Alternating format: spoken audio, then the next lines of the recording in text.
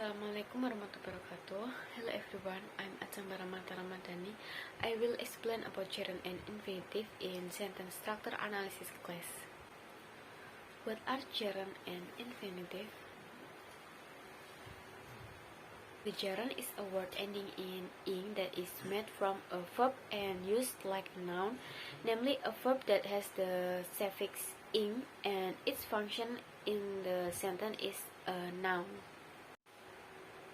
Jadi gerund ini adalah kata kerja yang memiliki imbuhan akhir ing dan fungsinya di dalam kalimat tersebut adalah sebagai kata benda atau noun. The infinitive is the basic form of the verb and usually uses to before it.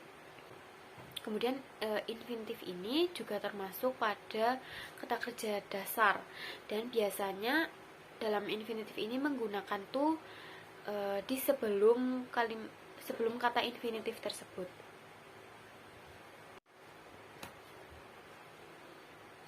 From this explanation, it can be seen clearly the difference between the gerund which is ing and the infinitive which uses to.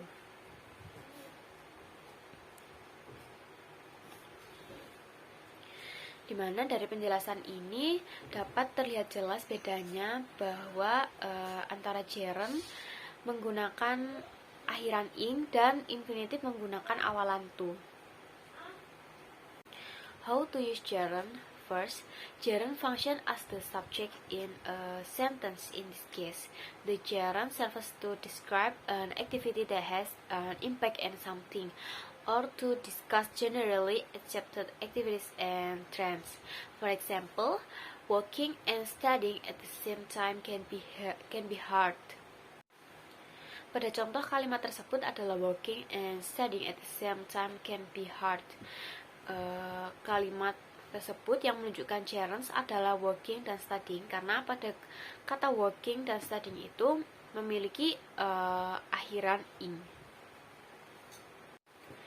Second, gerund after preposition. In a sentence, you can use the gerund with first preposition, such as in at, about, with, for, on, and etc. For example, Brian is interested in visiting an art gallery. And last, use the gerund after a certain verb.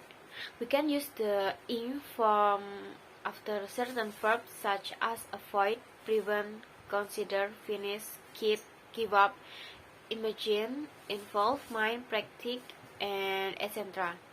For example, the project involved building a new center for the homeless. And next is how to use infinitive. First, infinitive after adjectives. In this case, you can use a verb with to after using an adjective in a sentence. For example, it's difficult to identify the right person for the job. Pada contoh kalimat tersebut, kata adjektif ada pada difficult, kemudian dilanjutkan dengan infinitive, yaitu to identify. Second, infinitives after certain verbs. Keep in mind, as with gerunds, there are several verbs that must be followed by infinitive, including afford, agree, appear, arrange, ask, choose, decide, expect, and etc.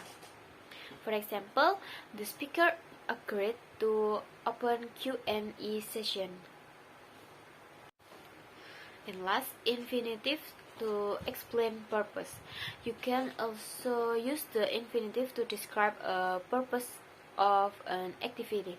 For example, the figures were checked to make sure they were correct. Differences between gerund and infinitive. The gerund is used to express an action that is real or has been complete. For example, I considered joining the Math Olympiad. Jadi gerund ini adalah sebuah kalimat di mana kalimat tersebut telah menyatakan suatu tindakan yang sudah dilakukan atau telah selesai dilakukan.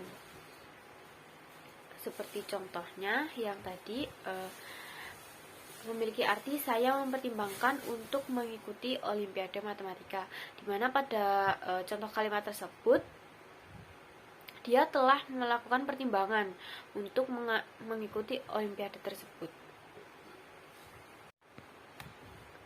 And the infinitive is used to express an abstract or new action to be performed. Example, I'd like you to pick me up tomorrow. Dan pada infinitive ini digunakan untuk menyatakan suatu abstrak atau tindakan yang belum dilakukan atau yang baru akan dilakukan. Seperti pada contohnya yang memiliki arti saya ingin Anda menjemput saya besok. Berarti pada kalimat tersebut dia menginginkan untuk orang itu menjemput dia besok. Thank you for your attention and participation, and I'm sorry if I have mistake when I explain about gerund and infinitive. Thank you so much. Wassalamualaikum warahmatullahi wabarakatuh.